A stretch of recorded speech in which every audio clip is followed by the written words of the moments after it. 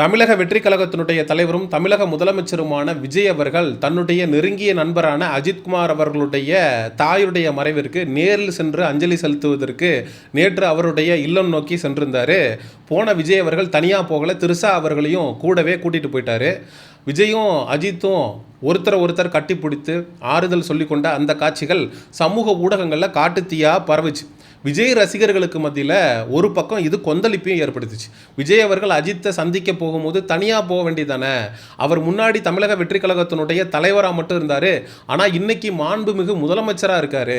ஒரு முதலமைச்சராக இருந்து கொண்டு திரிஷாவை கூடவே கூட்டிகிட்டு போனது எந்த விதத்தில் நியாயம் அப்படிங்கிற கேள்வியை தாவேகா தொண்டர்களே விஜய் ரசிகர்களே சமூக ஊடகங்களில் எழுப்பிட்டு வர்றாங்க. ஒரு இலையை வச்சு அதில் 16 வகையான ஸ்வீட்டு, காரம், அது இது காய்கறி எல்லாமே வச்சுட்டு ஓரத்தில் ஒரு அசிங்கத்தை வச்சுட்டா எப்படி அந்த சாப்பாட்டை நம்மளால் சாப்பிட முடியாதோ அதே போல் விஜய் அவர்கள் ஒவ்வொரு நிகழ்வுக்கும் திரிஷாவை கூட்டிகிட்டு போகிறதுனால அந்த நிகழ்வை எங்களால் கொண்டாட முடியல. ஏன்னா அத்திப்பூ பூக்கிற மாதிரி, குறிஞ்சி பூ பூக்கிற மாதிரி தலையும் தளபதியும் சந்திச்சுக்கிறது அப்படிங்கிறது சாதாரணமாக நடக்கிற நிகழ்வு அப்படிங்கிறது இல்லை.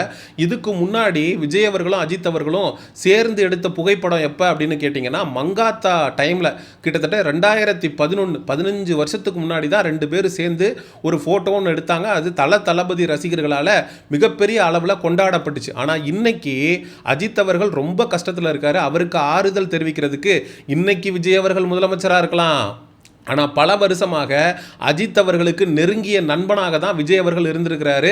பல மேடைகளில் நண்பர் அஜித்குமார் மாதிரி நான் கோட்டு சூட்டு போட்டு வந்தாலாவது அஜித் மாதிரி இருக்கனா பார்க்க அப்படின்னு அஜித் அவர்களை பல இடங்களில் விஜய் அவர்கள் புகழ்ந்து பேசியிருக்காரு.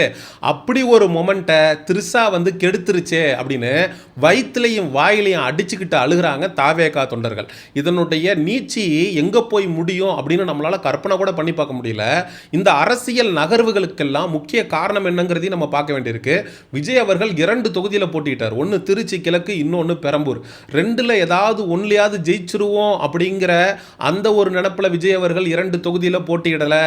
அவர் 2 தொகுதியிலையும் ஜெயிச்சு ஏதாவது ஒரு தொகுதியை ராஜினாமா பண்ணால் நாளைக்கு இடைத்தேர்தலில் திரிஷா அவர்களை அந்த தொகுதியில் நிறுத்தி வெற்றி பெற வைக்கிறதுக்கான பிளான் அப்படிங்கிறது தான் பல அரசியல் விமர்சகர்களால் முன்வைக்கக்கூடிய ஒன்றாக இருக்கு. ஒருவேளை திரிஷா தமிழக வெற்றி கழகத்துக்குள்ள ஒரு உறுப்பினராக ஒரு நிர்வாகியாக வர்றாங்க அப்படின்னா கண்டிப்பாக அதை விஜய் ரசிகர்களே விரும்ப மாட்டாங்க. ஏன்னா எந்த ஒரு சூழ்நிலையிலையுமே எக்ஸ்ட்ரா மேரிட்டல் அஃபேரை நம்மளால் நார்மலைஸ் பண்ண முடியாது அப்படிங்கிறத விஜய் ரசிகர்களே 90 விழுக்காடு ரொம்ப தெளிவாக இருக்காங்க.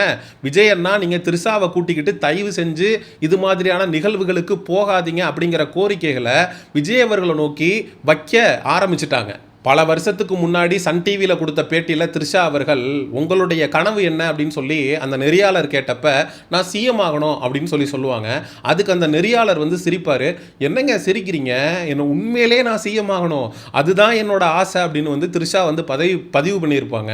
அப்போது இந்த தமிழக வெற்றி கழகம் அப்படிங்கிற கட்சியே திரிஷாவிற்காக உருவாக்கப்பட்டதோ, திரிஷா அவர்களுடைய கனவை நிறைவேற்றுவதற்காக தாவேகாங்கிற கட்சியை உருவாக்கி தன்னுடைய ரசிகர்கள் எல்லாரையுமே விஜய் அவர்கள் இந்த கட்சிக்குள்ள கொண்டு ஒட்டுமொத்த தாவேகா தொண்டர்களுடைய, ஒட்டுமொத்த விஜய் ரசிகர்களுடைய உழைப்பை வீணாக்குவதற்கான முயற்சியை விஜய் அவர்கள் செய்கிறாரோ அப்படிங்கிற விமர்சனம் விஜய் அவர்களுக்கு எதிராக விஜய் ரசிகர்களாலேயே முன்வைக்கப்பட்டு வருகிறது. ஏன்னா திரிஷா விஜய் அவர்கள் போட்டியிட்டு 108 இடங்களில் முன்னிலை அப்படிங்கிற தகவல் தெரிஞ்ச அடுத்த நிமிஷமே விஜய் அவர்களுடைய நீலாங்கரை வீட்டுக்கு திரிஷா அவர்கள் வருகை தர்றாங்க. அதுக்கப்புறம் விஜய் அவர்கள் முதலமைச்சராக பதவியேற்கும் போது விஜய் அவர்களுடைய மனைவியாக இருக்கக்கூடிய சங்கீதா வரல, விஜய் அவர்களுடைய மகனாக இருக்கக்கூடிய சஞ்சய் மகள் யாருமே வராத சூழ்நிலையில் திரிஷாவிற்கு முன்வரிசை ஒதுக்கப்பட்டு ஒரு ஸ்பெஷல் கவனம் திரிஷாவுக்கு கொடுக்கப்பட்டதை விஜய் ரசிகர்கள் முணுமுணுத்துக்கிட்டு தான் இருந்தாங்க. கல்பாத்திய சகோதரத்துடைய இல்ல திருமண விழாவில் விஜய் மற்றும் திரிஷா 2 பேரும் ஒரே கலர் ட்ரெஸ்ஸை போட்டு கலந்து கொண்ட நிகழ்வுகளும் சமூக ஊடகங்களில் மிகப்பெரிய அளவில் பேச்சு பொருளாக மாறியது. ஒரு நபருக்கு பர்சனல் லைஃப் இருக்கக்கூடாது அப்படின்னு அப்படின்னு நம்ம சொல்லவே இல்லை. விஜயும் த்ரிஷாவும் தாராளமாக பழகலாம், அதில் எந்த விதமான மாற்று கருத்தும் இல்லை. ஆனால் நேற்று நடந்த நிகழ்வு அப்படிங்கிறது அஜித்குமார் அவர்களுடைய அம்மாவுடைய மறைவுக்கு விஜய் அவர்கள் ஒட்டுமொத்தமாக கான்வாயோட வராரு. ஒரு 10 கார் வருது.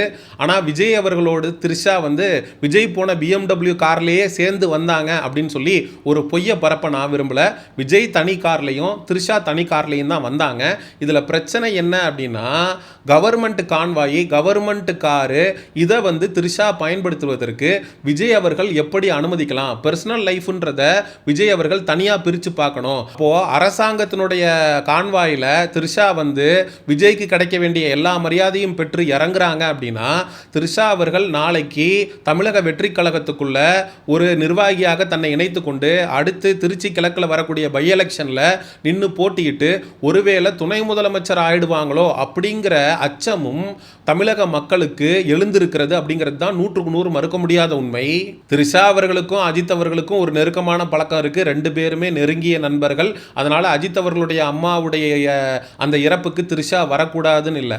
நீங்க ஒரு தனி கார்ல வந்திருக்கலாம், விஜய் அவர்கள் தனியா வந்திருக்கலாம். அப்படி ஒரு சந்திப்பை நகர்த்திட்டு போயிருந்தீங்கன்னா யாருக்கும் எந்த பிரச்சனையும் இல்லை. ஆனால் அஜித் அவர்களுடைய அம்மாவுடைய இறப்பை பயன்படுத்தி விஜய் அவர்கள் த்ரிஷாவோடு இருக்கக்கூடிய உறவை நார்மலைஸ் பண்றதுக்கான முயற்சியை தொடர்ந்து செஞ்சுக்கிட்டே இருக்காரோ அப்படிங்கிற கேள்வி எழுந்திருக்கு. ஏன்னா அஜித் விஜய் ரசிகர்கள் 2 பேரும் இந்த இருவருடைய சந்திப்பை தான் விரும்புகிறாங்களே தவிர த்ரிஷா அவர்கள் விஜயோடு சேர்ந்து வந்த அந்த நிகழ்வை விரும்பவே இல்லை. அதை கடுமையாக சமூக ஊடகங்களில் விஜய் ரசிகர்களே விமர்சிக்க ஆரம்பிச்சிருக்காங்க. இதில் ஒரு சில தாவேகா தொண்டர்கள், நீங்கள் விஜயும் த்ரிஷாவும் ஒன்றாவது வந்ததை பற்றி பேசுகிறீங்க, இதுக்கு முன்னால் இருந்த முன்னாள் அமைச்சர் மு.க. ஸ்டாலின் அவர்கள் தன்னோட மனைவியோட இறங்கினது இல்லையா? இதே கான்வாய் அணிவகுப்பில் அரசாங்க மரியாதையோடு அவர் முதலமைச்சராக இருந்த காலகட்டத்தில் தன்னுடைய மனைவியை கூட்டிகிட்டு போனது இல்லையா? வெளிநாடு சுற்றுலா போகும்போது அரசாங்க செலவில் தன்னுடைய மனைவியை மு.க. ஸ்டாலின் அவர்கள் கூட்டிட்டு போனதில்லையா என்கிற கேள்வியும் சமூக ஊடகங்களில் எழுப்பிட்டு வராங்க. எப்படி ஸ்டாலின் அவர்கள் மனைவியோடு சென்றதை த்ரிஷா அவர்களும் விஜயும் சேர்ந்து சென்றதோட ஒப்பிட முடியும் அப்படிங்கிறது எனக்கு சத்தியமா தெரியல. இப்போதான் சங்கீதா அவர்கள் செங்கல்பட்டு குடும்ப நல நீதிமன்றத்தில் விஜய் அவர்கள்ட்ட இருந்து விவாகரத்து வேணும் அப்படின்னு சொல்லி அப்ளை பண்ணியிருக்காங்க. விவாகரத்து பெற்று 2 பேரும் பிரிஞ்சா மட்டும்தான் அவங்க கணவன் மனைவி இல்லைன்னு ஆகும். அந்த 1 வருஷம் அப்படின்னு சொல்லி ஒரு டைமை கோர்ட் அந்த விவாகரத்து அப்ளை பண்ணக்கூடிய நபர்களுக்கு கொடுப்பாங்க. அதுக்கப்புறம் அந்த கோர்ட் ப்ரொசீடிங்ஸ் படி விஜய் அவர்களும் சரி சங்கீதா அவர்களும் சரி கவுன்சிலிங் அட்டன் பண்ணணும். கவுன்சிலிங்கில் நீங்கள் ஏன் சேர்ந்து வாழக்கூடாது, ஏன் பிரியணும்னு நினைக்கிறீங்க அப்படின்னு ஏகப்பட்ட கேள்விகளை கேட்பாங்க. அவங்க சேர்ந்து வாழ வைக்கிறதுக்கான அனைத்து முயற்சியும் பண்ணுவாங்க. அது எல்லாத்தையும் மீறி சங்கீதாவும் விஜயும் இல்லை எங்களுக்கு இதுக்கு மேலே ஒத்து வராது, நாங்கள் பிரிஞ்சிடறோம் அப்படின்னு ரொம்ப ஸ்ட்ராங்காக இருந்தால் மட்டும்தான் கோர்ட் மியூச்சுவலாக 2 பேருக்குமே டைவர்ஸ் அப்படிங்கிறத கொடுக்கும். விஜய் அவர்கள் சங்கீதாவோடு அந்த டைவர்ஸை அப்ளை பண்ணி வாங்கினதுக்கு அப்புறம் த்ரிஷா அவர்களோடு ஒரு ரிலேஷன்ஷிப்ல இருக்காரு, த்ரிஷா அவர்களை கூப்பிட்டுக்கிட்டு ஒரு நிகழ்ச்சியில பங்கேற்கிறாரு அப்படின்னா அது ஒரு விமர்சனமா இருக்காது. ஏன்னா விஜய் அவர்கள் அபிஷியலாக தன்னுடைய மனைவி சங்கீதாவை பிரிஞ்சிட்டாரு, அதனால அவர் த்ரிஷா கூட பழகிட்டு இருக்காரு அப்படின்னு மக்கள் பார்க்க ஆரம்பிப்பாங்க. ஆனா விஜய் அவர்கள் இப்ப த்ரிஷாவோடு இது மாதிரியான நிகழ்வுகளுக்கு, பொது நிகழ்வுகளுக்கு, இறப்புக்கு, கல்யாணத்துக்கு, இது மாதிரியான அனைத்து இடங்களுக்கும் போறது உண்மையிலேயே கடுமையான விமர்சனத்துக்கு தான் உட்படுத்தப்படுமே தவிர இதை அவங்க என்னதான் முயற்சி பண்ணாலும் நார்மலைஸ் பண்ண முடியாது. ஏன்னா எம்ஜிஆர் ஜெயலலிதா காலகட்டத்தில் இது மாதிரி சோஷியல் மீடியான்னு ஒன்று இல்லவே இல்லை, ஃபோனுங்கிறதே யாரும் கண்டுபிடிக்கல.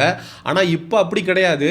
த்ரிஷாவும் விஜயும் ஒரே சார்ட்டர்ட் ஃப்ளைட்டில் போனாலும் அது வீடியோவாக வெளில வந்துடுது. 2 பேரும் ஒரு கல்யாண ஃபங்க்ஷனுக்கு ஒரே ட்ரெஸ் கோடில் போனாலும் அது வெளியில் வந்துடுது. அதுக்கப்புறம் எல்லா விஷயத்தையுமே சமூக ஊடகங்களில் எல்லாருமே டிஸ்கஸ் பண்ணுறாங்க, எல்லாருமே ஒப்பீனியன் வைக்க ஆரம்பிக்கிறாங்க. எந்த ஒரு சுச்சுவேஷன்லையுமே ஒரு எக்ஸ்ட்ரா மெரிட்டல் அஃபேரை நம்ம நார்மலைஸே பண்ண முடியாது அப்படிங்கிறது தான் பெரும்பான்மை மக்களுடைய கருத்தாக இருக்கிறது. விஜய் அவர்கள் அவருடைய உழைப்பு, அவருடைய தொண்டர்களுடைய உழைப்பினால தான் கிட்டத்தட்ட 108 இடங்களை கைப்பற்றி அவர் இன்னைக்கு முதலமைச்சராக இருக்காரு. ஒருவேளை த்ரிஷா அவர்கள் தமிழக வெற்றி கழகத்துக்குள்ள வந்தாங்க அப்படின்னா கண்டிப்பா எந்த அளவுக்கு வேகமா இந்த கட்சி வளர்ந்துச்சோ அந்த அளவுக்கு வேகமா இந்த கட்சி வீழ்ச்சி அடையும் அப்படிங்கிறது தான் பெரும்பான்மை மக்களுடைய கருத்தாக இருக்கிறது. சரி, மக்களாகிய உங்கள்கிட்டே கேட்கிறேன், அஜித்குமார் அவர்களுடைய தாயாருடைய இழப்பை ஒரு காரணமாக வச்சு விஜய் அவர்கள் இந்த அடல்ட்ரியை, இந்த எக்ஸ்ட்ரா மெரிட்டல் அஃபேரை த்ரிஷாவை வச்சு நார்மலைஸ் பண்ணுறாருன்னு நீங்கள் நினைக்கிறீங்களா? இல்லை, அவங்க யதார்த்தமாக தான் த்ரிஷாவும் விஜயும் அஜித் அவர்களை சந்திக்க போனாங்க. மக்கள் வந்து அதை தப்பான கண்ணோட்டத்தில் பார்க்குறாங்க. விஜய் அவர்கள் டிவோர்ஸ் வாங்கலைன்னா கூட சங்கீதா அவர்களை பிரிஞ்சு தானே ஒரு வாழ்க்கையை வாழ்ந்துட்டு இருக்காரு. பிரிஞ்சு வாழக்கூடிய ஒருத்தர் தான் ஆசைப்பட்ட ஒரு பொண்ணோட பழகக்கூடாதா அப்படின்னு மக்களாகி நீங்கள் இந்த சம்பவத்தை பற்றி என்ன நினைக்கிறீங்க அப்படிங்கிற உங்களுடைய கருத்துக்களை மறக்காம கமெண்ட் செக்ஷனில் சொல்லுங்க. சமூக நிகழ்வு, அரசியல் சார்ந்த பதிவுகளுக்கு செயோனிசம் சேனலை சப்ஸ்கிரைப் பண்ணுங்க. அடுத்த ஒரு காணொலி பதிவில் சந்திப்போம். நன்றி, வணக்கம்.